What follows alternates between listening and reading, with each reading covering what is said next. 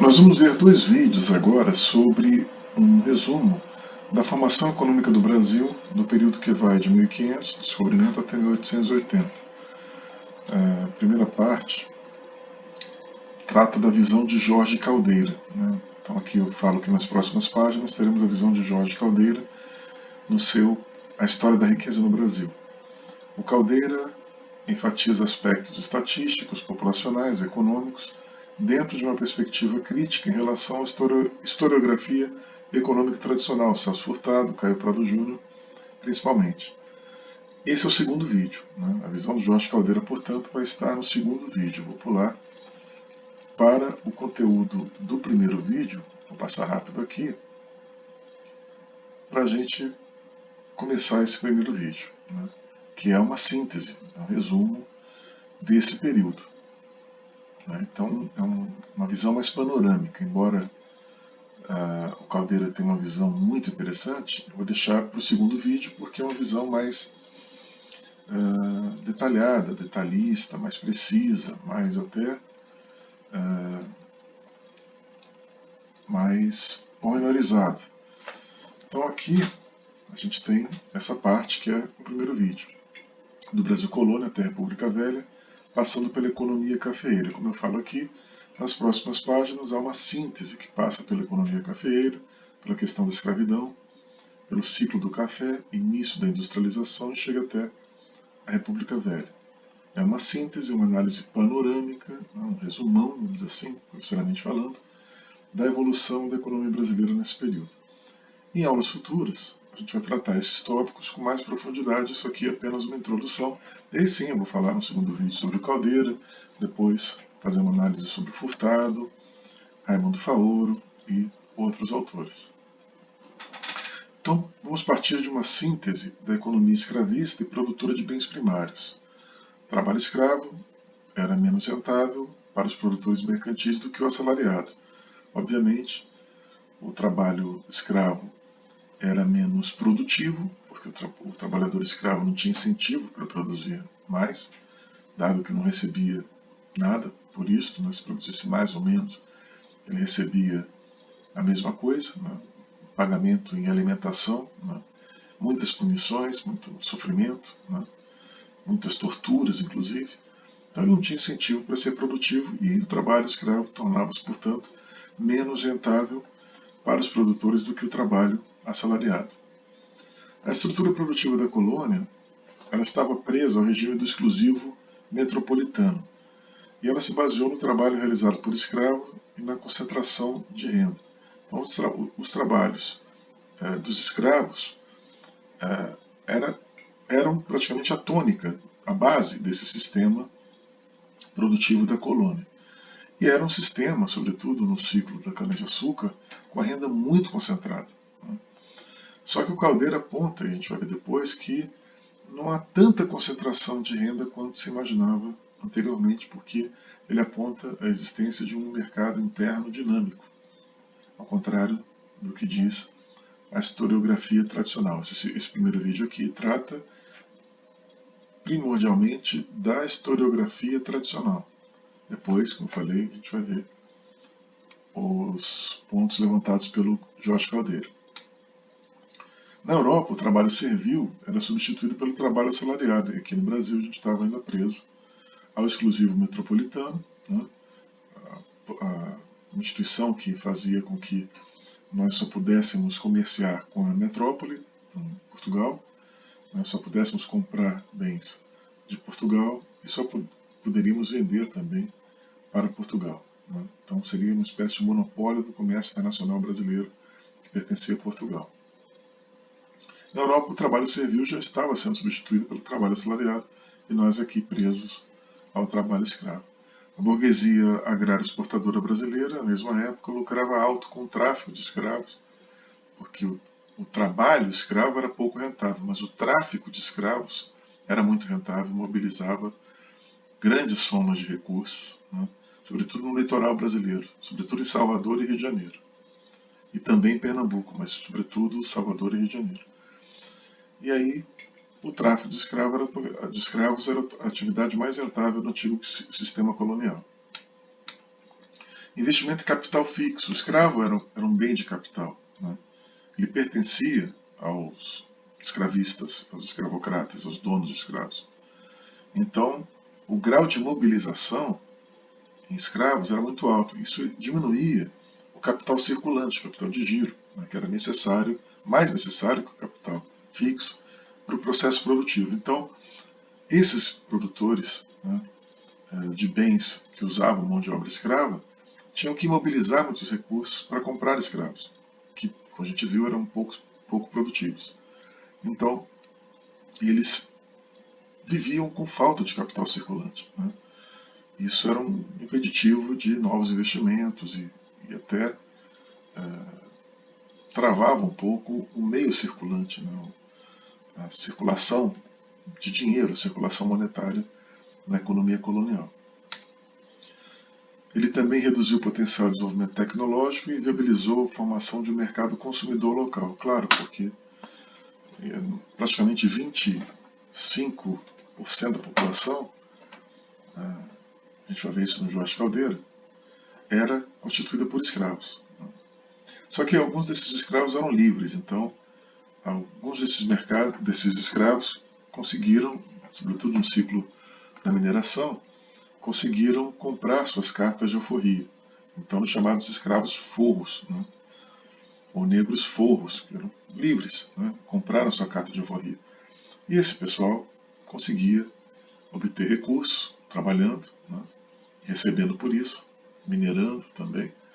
E eles faziam parte do mercado consumidor local, muitas vezes trocando e comprando fiado também. O fiado era uma instituição de crédito muito interessante, pouco pesquisada, e era uma instituição muito importante para o desenvolvimento do mercado interno no Brasil, porque nós já falamos aqui, o mercado interno padecia de falta de circulação de moeda, né? Circulação monetária era precária. Havia também muito poucos bancos também, então as transações bancárias eram muito difíceis no Brasil, eram pouco volume de transações bancárias. A renda que restava para a colônia brasileira, com a classe produtora local, era gasta na compra de bens de luxo ou de bens de produção. De novo, essa historiografia tradicional, na verdade, a moderna historiografia econômica fala que havia sim um mercado interno dinâmico, né? E essa renda que restava para a colônia brasileira era uma renda grande, maior do que anteriormente na historiografia tradicional se supõe. Não era tão pequena a renda brasileira, não. A gente vai ver isso depois no segundo vídeo, quando falar sobre o Jorge Caldeira. A metrópole controlava a oferta desses bens e obtinha lucros extraordinários. Estes bens possuíam alto valor agregado, maior valor agregado do que os bens primários que a colônia para ela exportava.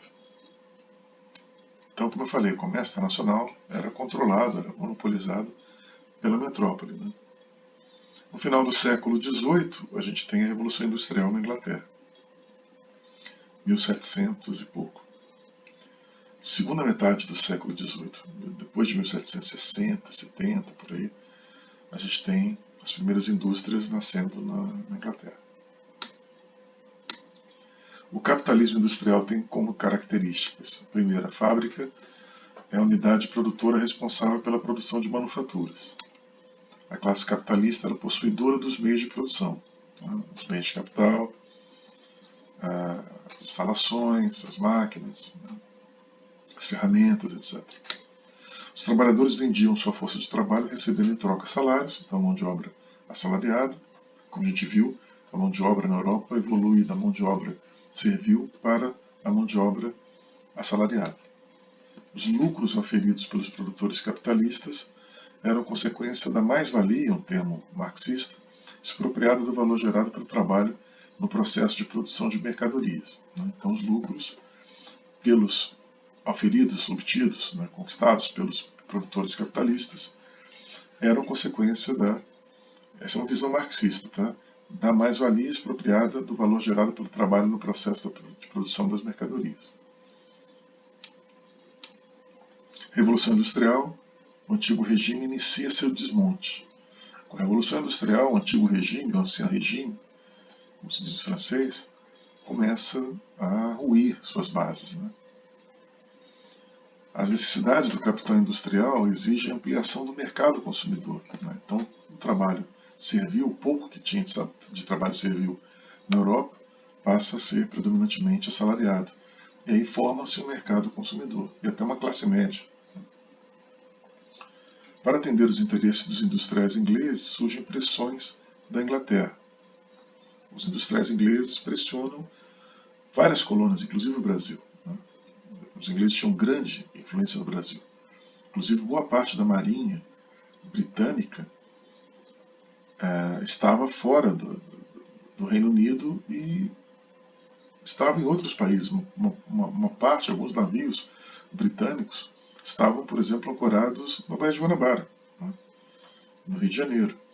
E a frota britânica que existia no Segundo Império, na época de Dom Pedro II, no Rio de Janeiro, era maior que a Marinha Brasileira, por exemplo, né.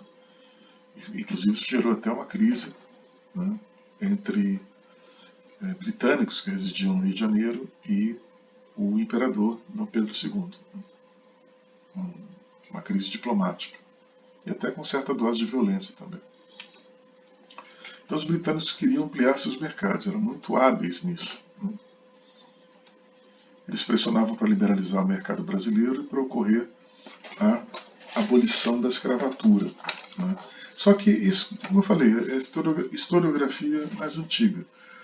Um ponto que é levantado hoje, né, pelos historiadores mais modernos é que, na verdade, a luta contra a escravidão na Inglaterra partiu de um movimento religioso e popular lá na Grã-Bretanha. Porque não passava, na verdade, pela cabeça dos homens de negócios ingleses acabar com a escravidão nas colônias britânicas da América. Então, os empresários ingleses não queriam acabar com a escravidão nas colônias britânicas da América. No Brasil, eles queriam, para ampliar o mercado consumidor, né? Queriam que a gente fizesse a transição para o trabalho assalariado, porque assim eles poderiam vender mais seus produtos. Mas a ideia do fim da escravatura é um movimento religioso, né, e de certa forma social, que surgiu na Inglaterra, e não necessariamente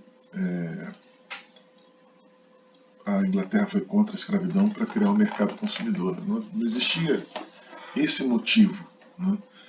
Passava pela cabeça, né, de alguns britânicos ampliar o mercado consumidor em países escravocratas como o Brasil, mas não era essa a motivação fundamental. A motivação fundamental era religiosa e social, né? Inclusive algumas organizações como a maçonaria apoiava também o fim da escravidão, né? A elite britânica era contra a escravidão, embora alguns homens de negócios britânicos quisessem manter a escravidão em colônias britânicas. Agora, do Brasil colônia à República Velha, período da era do liberalismo, né, de 1808 a 1850. Na segunda metade do século XVIII, ocorreu o declínio do sistema colonial, segundo Prado Júnior, historiador econômico tradicional, de novo, o livro de 1972. E ele fala que isso ocorreu devido ao surgimento do capitalismo industrial, na segunda metade do século XVIII, então 1750 em diante. Monopólio do comércio externo praticado por Portugal versus capitalistas ingleses, que precisavam de liberdade de mercado para entrar com seus produtos. Disputa pela hegemonia econômica, o bloqueio continental, a guerra entre França e Inglaterra, né? A gente tem a Revolução Francesa gera o movimento dos jacobinos, depois entra Robespierre, que é decapitado, aí entra, no final das contas, volta, né, a ditadura mantida por imperador, que era, né, Napoleão Bonaparte. E Napoleão estende seus domínios, né, pela Europa e lança, na medida que ele não conseguiu combater a Inglaterra, ele lança um bloqueio continental, impede o comércio do restante da Europa com a Inglaterra, né, e tenta invadir Portugal. bloqueio continental decretado por Napoleão contra a Inglaterra. Portugal era aliado da Inglaterra e a Espanha aliada de Napoleão. E aí Portugal é invadido pelas tropas de Napoleão em 1807 e habilmente, né, Dom João VI consegue sair de Portugal a tempo, com muito apoio da Marinha Britânica.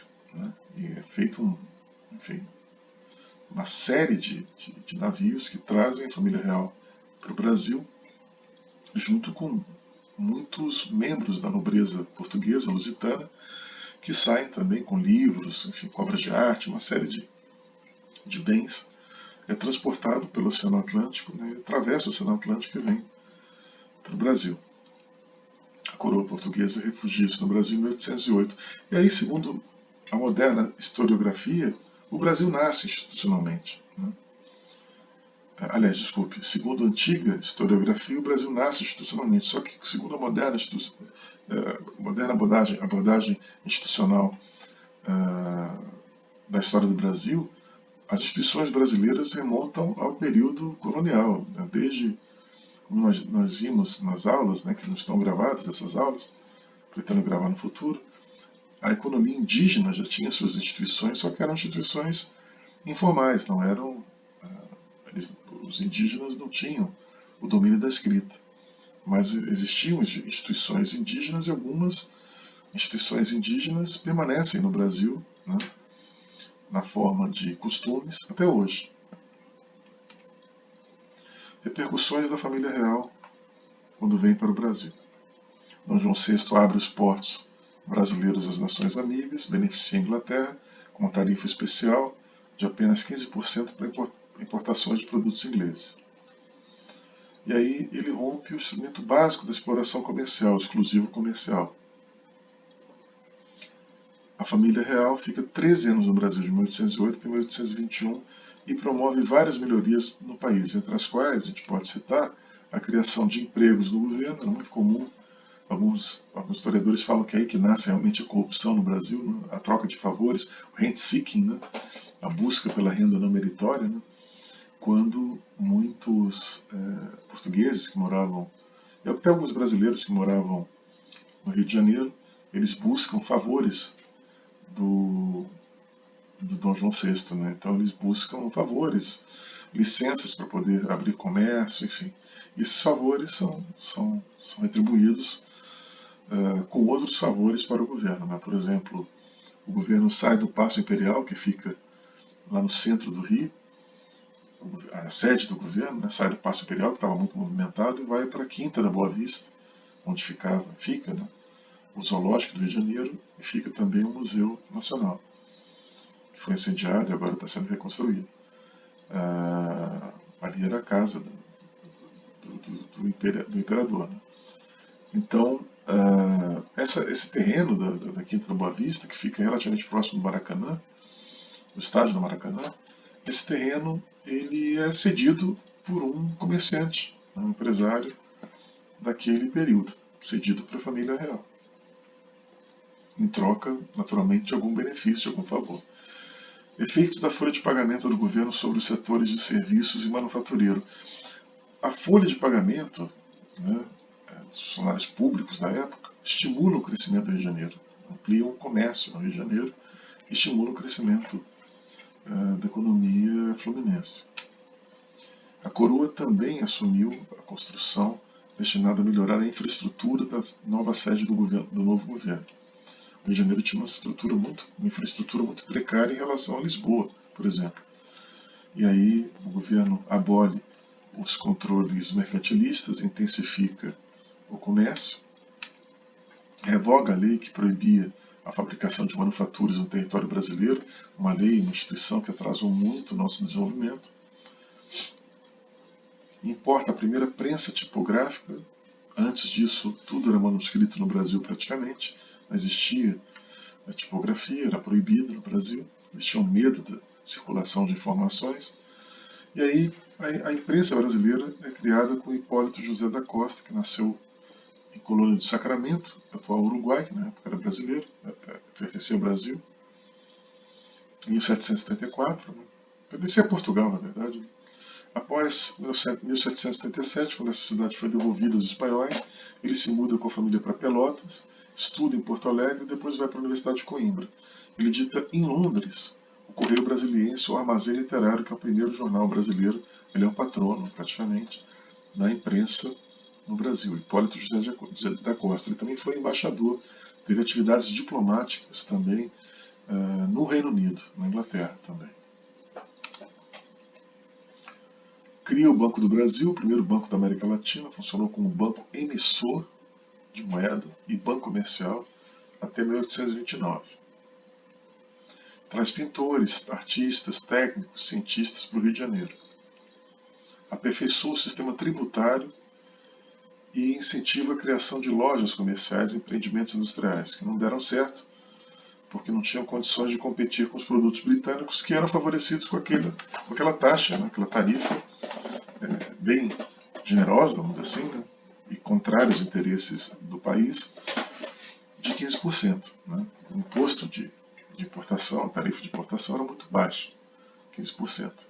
Então, os próprios comerciantes e os industriais brasileiros não tinham condições de competir com os produtos britânicos. Os ingleses haviam recebido acesso especial ao mercado brasileiro em troca da garantia da defesa naval do Brasil, onde passou a residir a família real portuguesa, e o Brasil passou a ser sede do Império Lusitano, Reino Unido do Brasil, Portugal e Algarves. Né? Os tratados de 1810 firmados com essa potência garantiam tarifas e impostos de importação para os produtos ingleses de 15%, que eram menores do que para os produtos do Reino de Portugal, que era de 16%. Então eles beneficiaram os ingleses até nisso. Né? A família real constrói estradas de boa qualidade, reforma portos, como o Porto de Recife, promove a imigração de colonos europeus, com os posteriores efeitos positivos sobre a economia e cultura nacionais. Muitos italianos vieram para o Brasil, alemães também. Uma colônia feita em Nova Friburgo, na Serra do Rio de Janeiro, de alemães, suíços. Né? Alguns poloneses vieram também mais tarde, mas primeiramente vêm alemães e italianos. O rei Dom João VI retorna a Portugal em 1821, deixa Dom Pedro I como príncipe regente no Brasil, seu filho. Depois de um tempo, a intenção de Portugal passa a ser a de transformar novamente o Brasil em colônia subordinada. Aí surgem as primeiras crises, né? Porque os brasileiros não aceitam que o Brasil retorne à condição de colônia. Né? À medida que Dom João VI volta a Portugal, ele quer retornar, quer fazer com que Portugal volte a ser a sede do Império. E os brasileiros, entre eles o seu filho, Dom Pedro I, que foi educado no Brasil, cresceu no Brasil, eles rejeitam. Isso gerou conflitos, descontentamento da população brasileira. Dom Pedro I declara a independência a conselho do seu pai, em 1822. E de 1822 até 1889, o Brasil foi governado por um sistema monárquico, um império que foi comandado pelo imperador Dom Pedro I. Quando Dom Pedro I decide voltar para Portugal e abdica o trono, inicia-se um período de regência de 9 anos, de 1831 a 1840, que coincide com o período que Dom Pedro II é criança ainda. Então ele é educado, em geral, por padres e por tutores. Era muito comum nessa época que filhos de reis, imperadores, fossem educados por tutores, né? Que eram professores que tinham um papel de educadores full-time, praticamente, desses monarcas, né, quando eram crianças. Eles recebiam uma educação especial. Dom Pedro II nasceu em dezembro de 1825. Quando seu pai abdicou, ele tinha 5 anos e 4 meses. Então ele era criança. Estava sendo educado. Reparem que Dom Pedro II ele tinha uma educação mais formal e melhor do que a de Dom Pedro I. Dom Pedro I foi educado no Brasil, mas não houve uma preocupação de uma educação extremada, uma educação sofisticada para Dom Pedro I. Ele foi educado, ele foi criado ali como um carioca, né, como um brasileiro mesmo. Né. frequentando as ruas do Rio de Janeiro, né, o entorno da Quinta da Boa Vista. Então ele recebeu uma educação abrasileirada, vamos dizer assim, não recebeu uma educação europeia, como recebeu Dom Pedro II, mesmo morando no Brasil. Dom Pedro II teve uma educação mais esmerada. O país foi governado por uma regência integrada por 3 representantes, a chamada regência trina. Durante esses 9 anos houve 4 regências: a provisória trina, a permanente trina, a una de Diogo Feijó, que era padre, e a una de Araújo Lima. Então tivemos 2 trinas e 2 unas. Né? Provisória trina, permanente trina, una de Feijó e una de Araújo Lima. Foi um período muito agitado, mas ocorreram mudanças institucionais e políticas importantes, comandadas sobretudo por Diogo Feijó. Consolidou-se a unidade territorial do país, estruturação das forças armadas, muitas agitações, muitas guerras, conflitos, né, que infelizmente a historiografia tradicional aponta esses conflitos como conflitos pequenos e tal. Não foram pequenos, foram conflitos importantes. O mais importante foi a Revolução Farroupilha, né, que foi muito importante. Nós tivemos guerras também contra a Argentina, a província cisplatina se tornando o Uruguai, vários conflitos, cabanagem, balaiada, no Nordeste, Confederação do Equador, tivemos vários, né, Canudos, uma série de conflitos que nós tivemos, revoltas, nesse período. Foram discutidos o grau de autonomia das províncias e a centralização do poder. A gente vai ver isso, como eu falei, com mais detalhes quando retornarmos às análises do Jorge Caldeira. Várias rebeliões, cabanagem no Grão-Pará, balaiada no Maranhão, sabinada na Bahia, a revolta dos malês, que eram escravos muçulmanos em Salvador, a Guerra dos Farrapos, né, que foi a maior e mais longa aqui no Rio Grande do Sul. Esses conflitos mostraram a insatisfação com o poder central e as tensões sociais da nação recém-independente. O Jorge Caldeira, vou falar isso em outro vídeo mais adiante, não nesse segundo, né, mas em outro vídeo, ele aponta claramente que Dom Pedro II, embora seja, por algumas pessoas, cultuado como um grande monarca, um grande estadista, na verdade, ele centralizou muito das despesas do desenvolvimento do país no Rio de Janeiro. Então não havia muita preocupação com as províncias. Ele tinha o poder moderador, que o poder moderador o Brasil chegou a funcionar em determinado momento como um parlamentarismo copiado, adaptado do parlamentarismo britânico, mas na prática mantinha muito das tradicionais leis portuguesas, lusitanas. Então a coisa era muito centrada, o poder era muito concentrado na figura do imperador. Ele tinha poderes assim, o chamado poder moderador era um poder eminentemente autocrático. Tá? Então, enfim, ele, embora aparentasse ser, em certas ocasiões até foi realmente um monarca compassivo, um monarca tolerante, até em certos momentos esclarecido também, mas em outros momentos ele se mostrava muito centralizador, né, e gostava de manter a política subordinada aos interesses da monarquia, né, do império, no caso. Joaquim Nabuco escreveu o seguinte sobre o período regencial. No Brasil, porém, a regência foi a república de fato, a república provisória. Ressalto aí a figura do Diogo Feijó, que foi um grande regente, né, que modernizou muito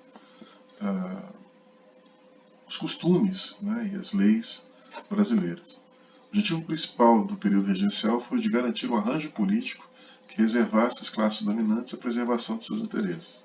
Dom Pedro II, em 1840, é emancipado e tem sua maioridade declarada, assumindo a condição de imperador do Brasil. Se não me engano, tinha 14 anos ou 12 anos, acho que tinha 14 anos, deixa eu ver aqui. Ele tinha 5 anos quando o seu pai abdicou. Ele abdicou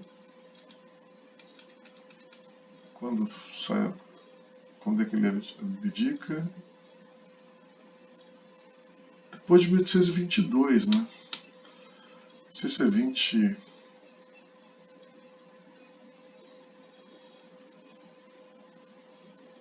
1831, né? 1831 ele tinha 5 anos e 4 meses. E aí, em 1840, 9 anos depois, 9 mais 5, 14 anos. Né? Tinha 14 anos e ele assume, ele é emancipado com 14 anos, é declarada a maioridade dele, e ele assume como imperador do Brasil.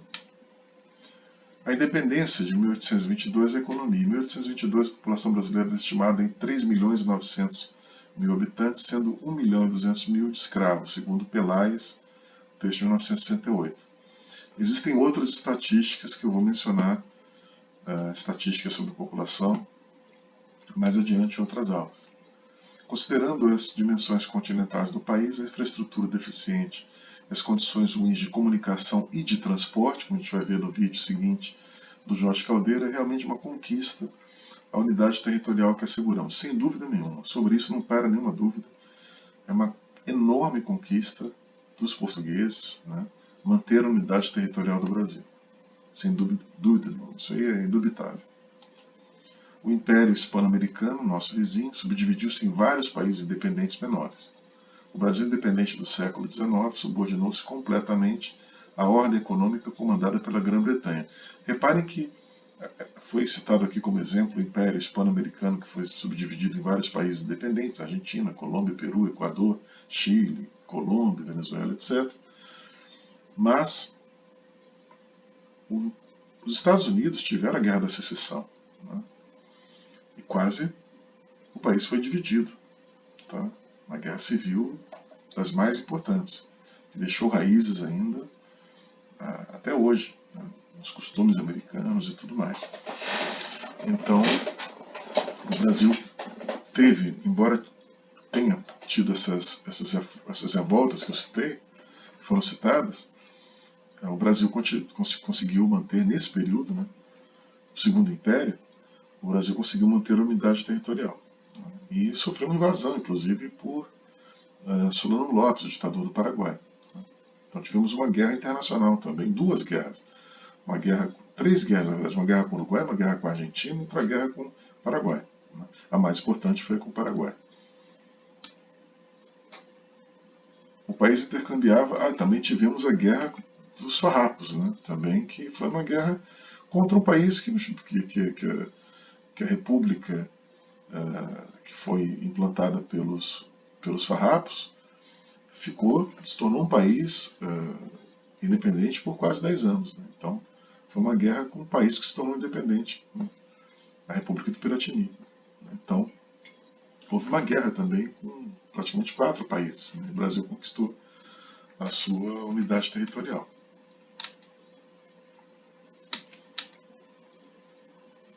A única derrota que nós tivemos foi com o Uruguai, né? Só que aqui no final, no último parágrafo aqui, realmente nós estávamos subordinados à ordem econômica comandada pela Grã-Bretanha.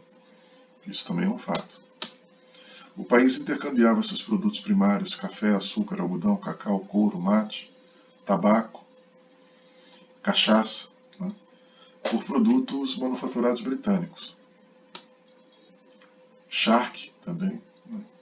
Também esteve aberto aos capitais britânicos que investiram na formação de uma infraestrutura financeira, comercial e de transportes que ligava o Brasil à ordem econômica mundial do século XIX, segundo o Werner Baer, que é um historiador economista, né, mas especialista em história econômica, já falecido, e é considerado brasilianista, um dos mais importantes brasilianistas. Né, escreveu inclusive um livro chamado Economia Brasileira, e ele era professor na Universidade de Illinois, nos Estados Unidos. Um historiador econômico muito importante. A independência não representou o fim dos problemas da onerosa e ineficiente burocracia estatal do Brasil. Então, o fato do Brasil ter se tornado independente não acabou com os problemas da burocracia que era onerosa, cara e ineficiente, né? As leis eram muito ineficientes, centralizadas, como eu falei lá no Rio de Janeiro, né?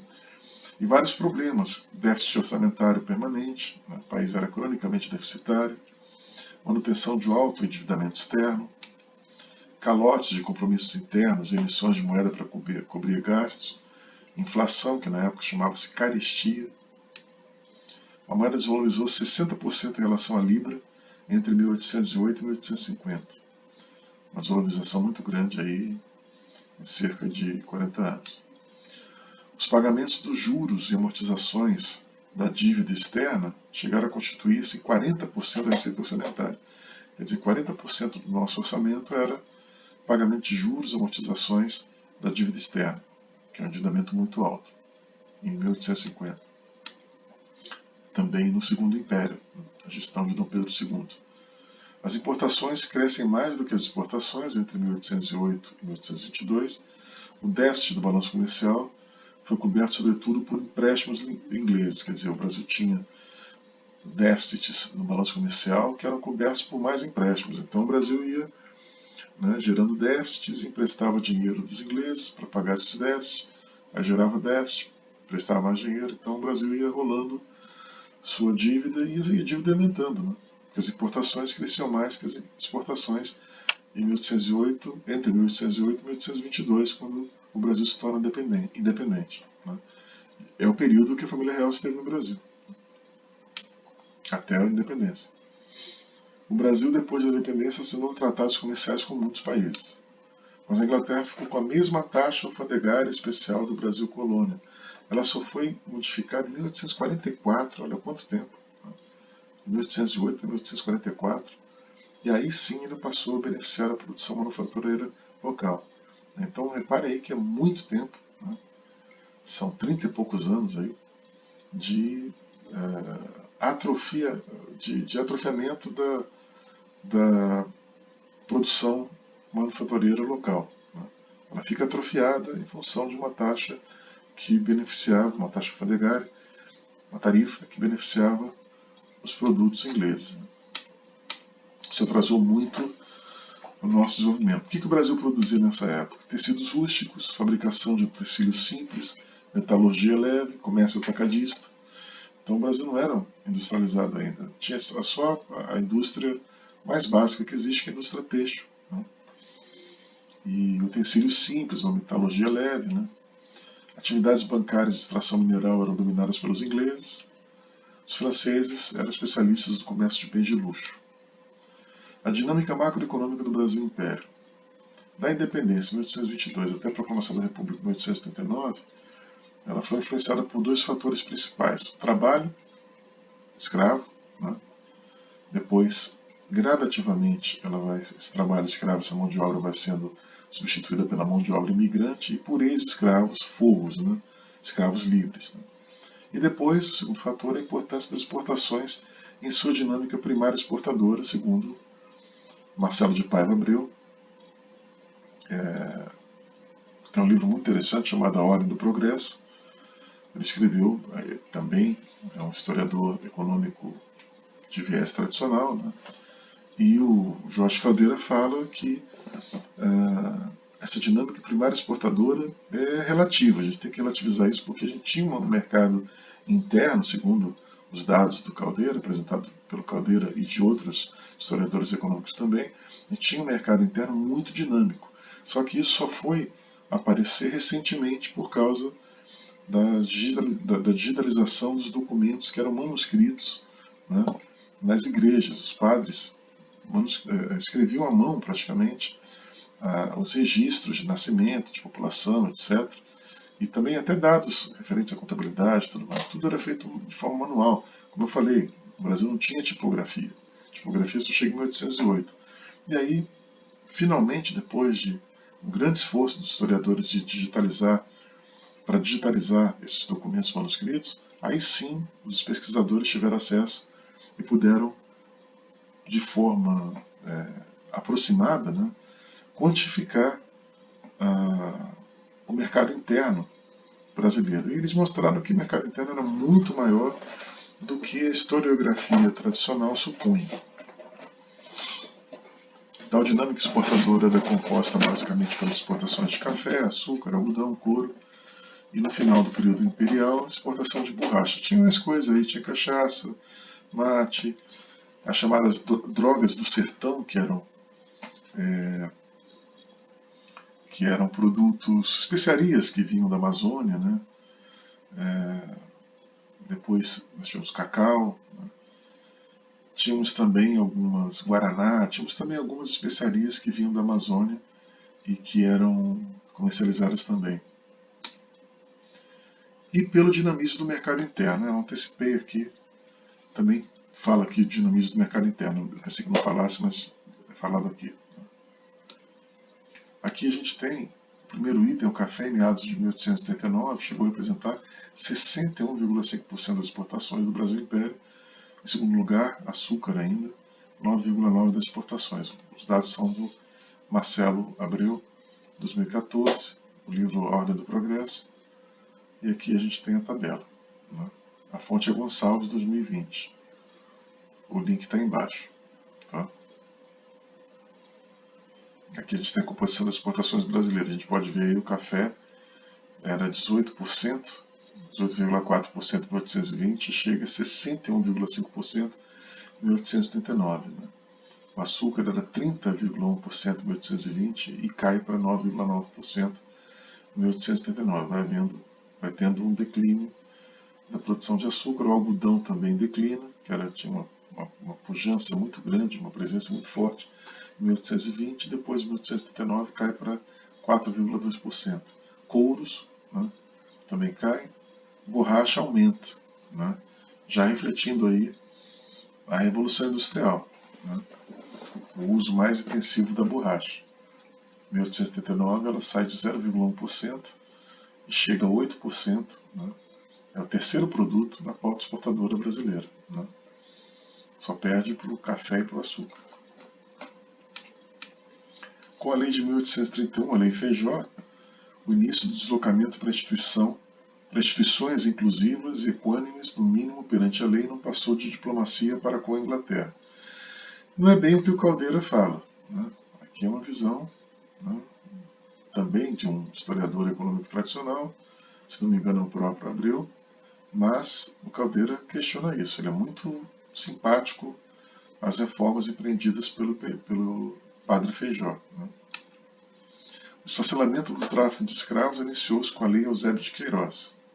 Realmente, a Lei Eusébio de Queiroz é a primeira lei que começa de forma gradual e lenta, né, a reduzir, né, o tráfico de escravos, porque no início ela não foi muito cumprida. Né? A chamada Lei para Inglês Ver, né, foi feita para atender a pressões da Inglaterra. Muitos não cumpriam a Lei Eusébio de Queiroz. Né? Uma lei que não pegou, essa coisa típica do Brasil, né? Leis que não pegam. Né?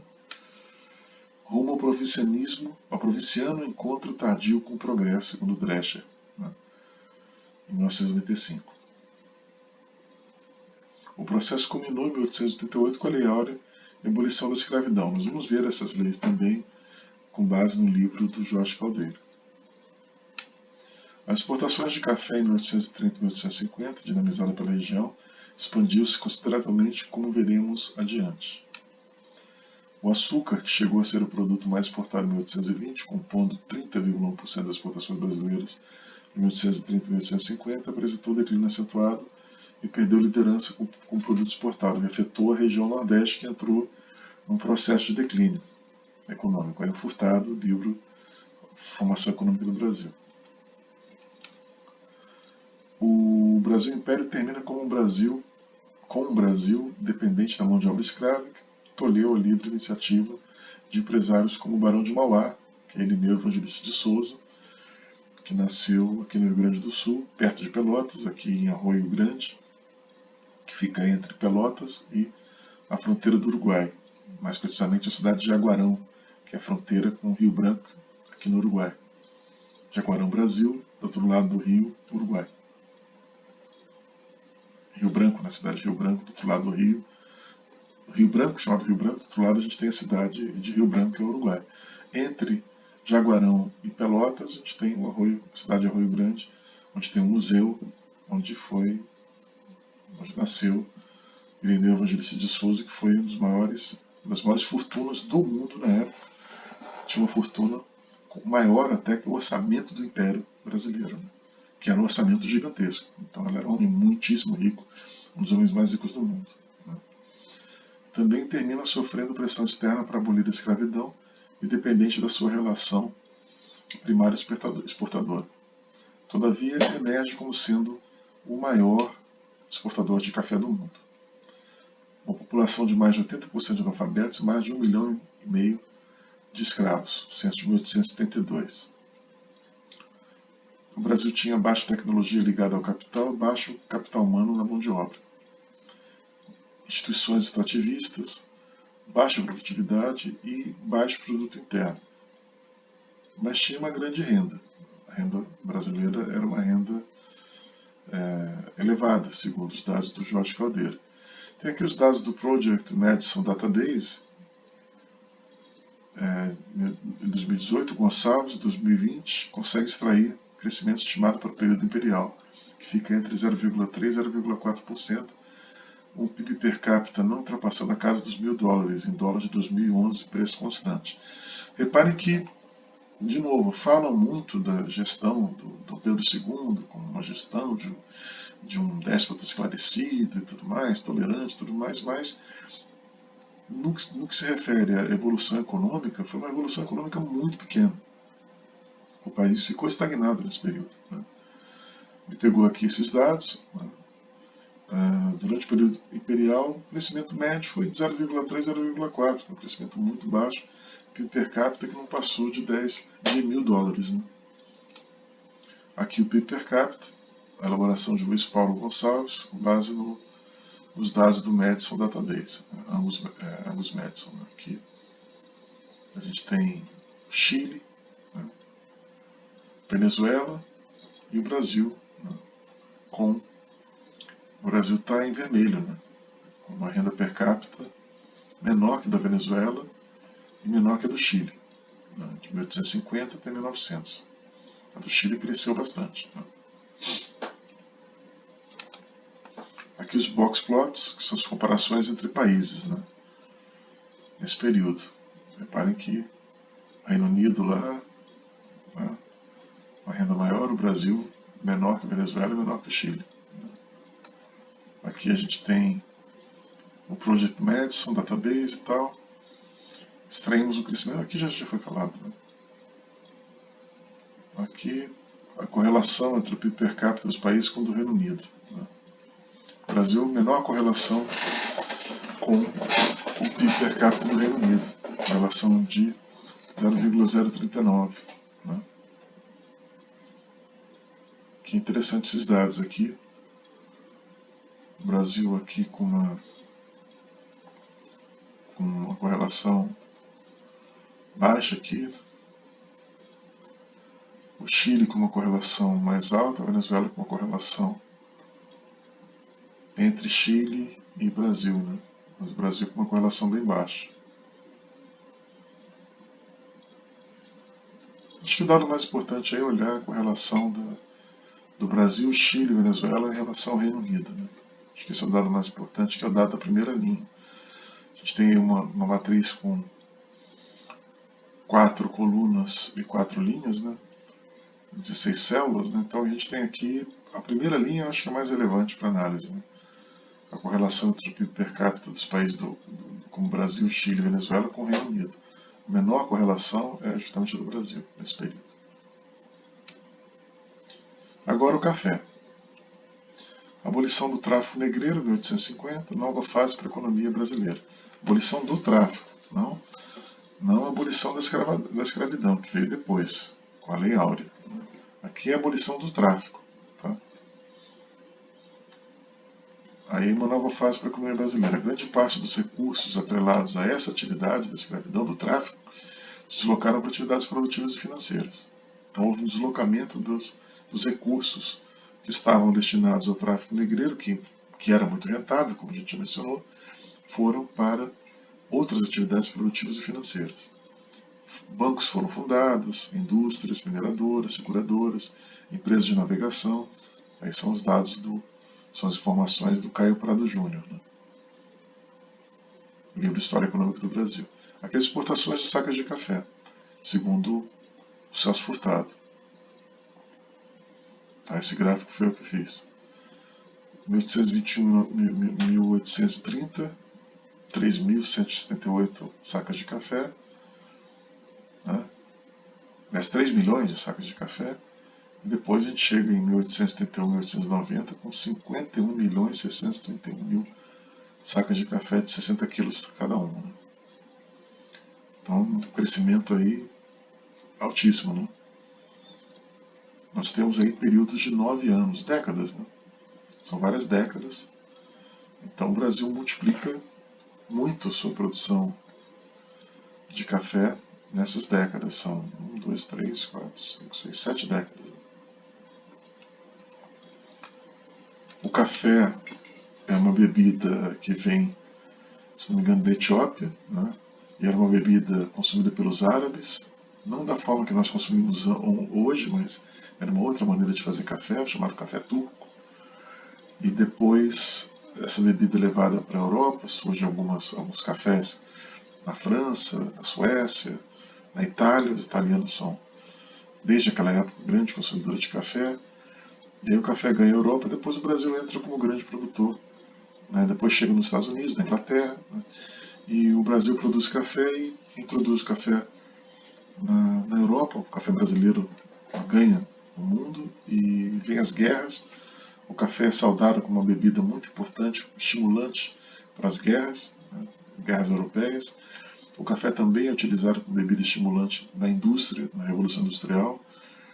Então, o consumo de café é estimulado pelos empresários britânicos e dos países industrializados da Europa.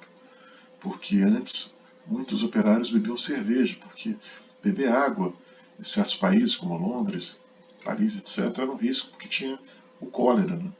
E o cólera, o vibrião do cólera, a água não era tratada, então o vibrião do cólera podia estar nessa água e beber água no risco. A cerveja não, a cerveja, o álcool matava o vibrião.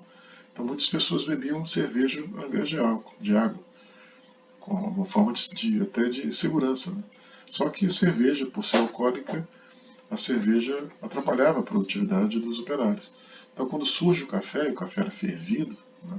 A água fervida matava o vibrião do cólera, o café foi saudado como uma bebida muito importante para a Revolução Industrial. E o Brasil se beneficiou disso. Na década de 1820, o café respondeu por cerca de 19% das exportações, em 1891, essa participação subiu para 63%. Até 1880, a produção cafeeira concentrava-se nas regiões norte e oeste do estado do Rio de Janeiro, no Vale do Paraíba, onde tinham fazendas muito bonitas, que até hoje são bonitas ainda. Uma região um clima muito bom, não é tão calor e tal. Só que é uma região com um relevo acidentado no Rio de Janeiro. Né? Fica o rio próximo de Minas ao norte e do oeste próximo de São Paulo. Então, o relevo era acidentado. Em São Paulo o relevo era mais plano. E a mão de obra que era utilizada no Rio, onde começou o café, era escrava. Em São Paulo, a mão de obra era imigrante e assalariada. Então era uma mão de obra mais produtiva. Um terreno mais favorável também e tudo mais. E também era produzido no Nordeste do estado. Nordeste do Rio de Janeiro, né? Na região de Cantagalo, lá no Rio de Janeiro. Tem fazendas lindas hoje que são quase como museus, né? São muito bonitas ainda desse período de muita riqueza do café fluminense. O cultivo era rudimentar, baseado na mão de obra escrava, técnicas de plantio completamente produtivas, queimadas, má escolha dos grãos, baixo uso de fertilizantes. Tudo isso degradou, né, ambientalmente a região, e aí a fronteira agrícola foi para São Paulo e depois para o norte do Paraná e para o sul de Minas. Clima favorável, mas o relevo das fazendas era acidentado, ao contrário de São Paulo. Escravos não se constituíam no mercado consumidor, ao contrário dos assalariados, imigrantes que trabalhavam na lavoura paulista. O café era despachado para o porto do Rio de Janeiro por uma tropa de mulas. Entre as fazendas e as casas de exportação, o café era cuidado por comissários. É de novo furtado em 1972. As terras do Vale do Paraíba foram se esgotando, como eu falei, queimadas, etc. Falhas no plantio. E a fronteira agrícola se transferiu para o sul do Rio de Janeiro, né? São Paulo, do sul do Rio de Janeiro para São Paulo, depois oeste de São Paulo e sul de Minas também. Um dos melhores cafés do Brasil ainda hoje é o café do sul de Minas. Né? E depois norte do Paraná também, que não está aqui. Mais adiante, mais tarde, para o norte do Paraná. Na década de 1860, uma ferrovia foi construída entre São Paulo e Santos. Capitais engenheiros ingleses foram os responsáveis pela construção, mas a iniciativa foi de cafeicultores paulistas. Essas ferrovias, que foram construídas para interesses privados dos produtores de café, beneficiaram muito outros produtos também do nosso mercado interno. Né? O mercado interno, como a gente vai ver depois no vídeo sobre a obra do Caldeira, o mercado interno ele ficou atrofiado, né?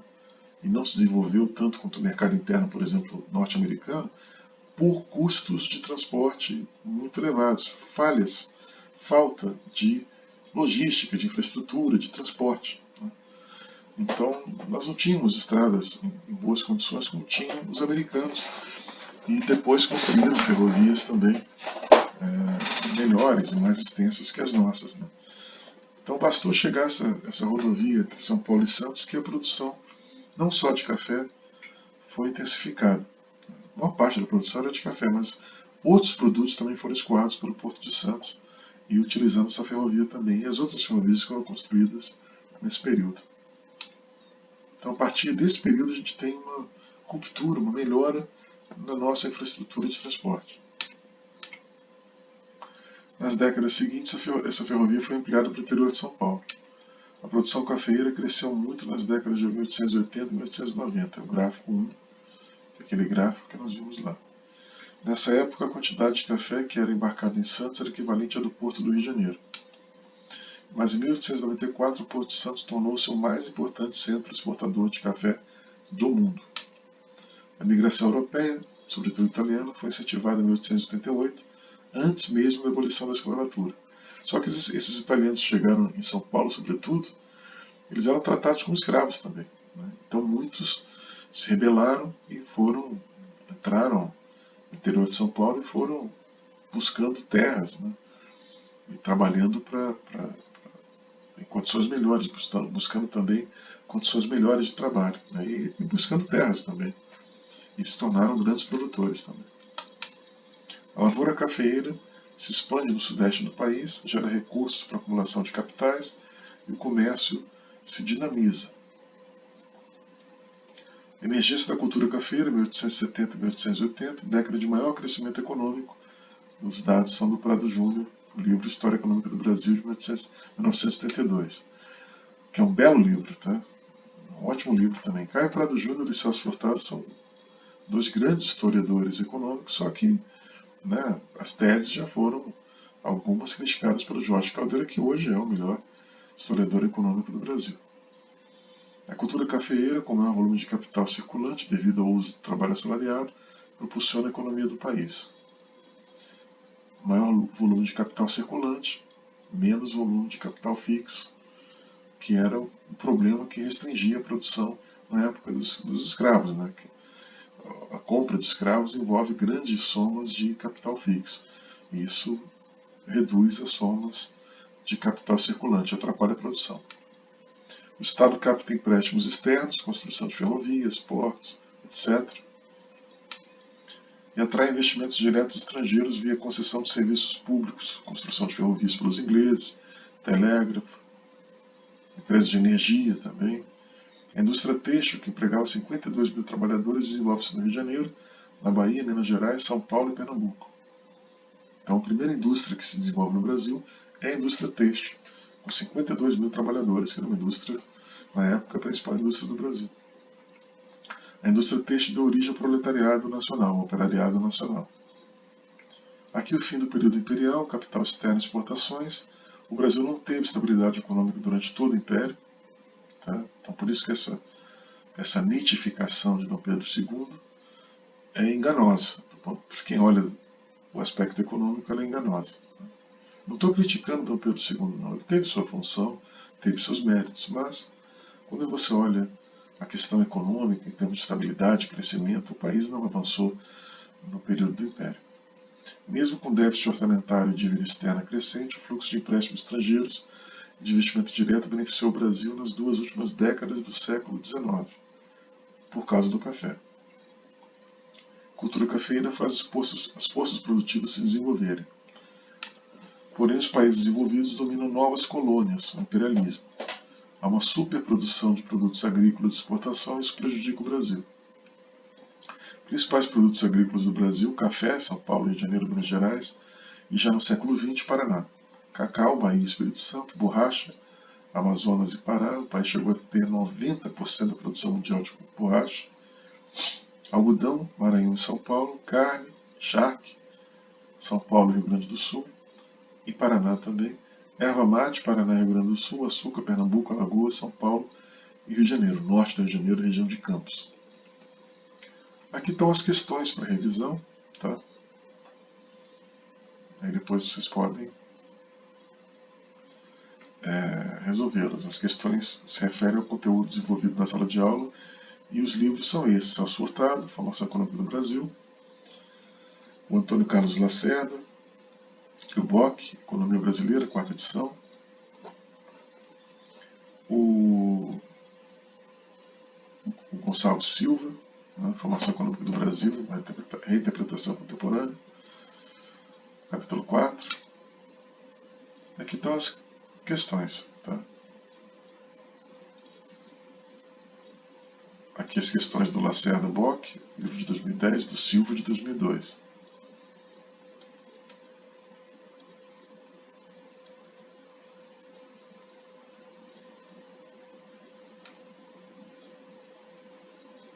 Aqui tem as dicas para resolvê-las. Né? Aqui também os ciclos econômicos, capítulo 2 do Lacerda Bock, do Silva de 2002.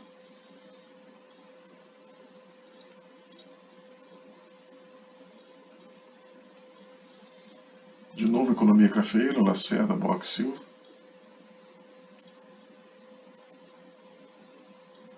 E aqui as referências, né? Marcelo de Paiva Abreu, o Costa, Drescher, Furtado, Luiz Antônio Corrêa do Lago, Douglas North. Tem 3 livros de Douglas North. E é isso. No próximo vídeo a gente vai falar sobre a visão do Jorge Caldeira. Né? Uma visão mais micro, uma visão mais focada em estatísticas, uma visão mais microeconomia, mais detalhada, mais pormenorizada, uma análise mais microeconômica, inclusive. É isso, obrigado por me ouvir e até o próximo vídeo.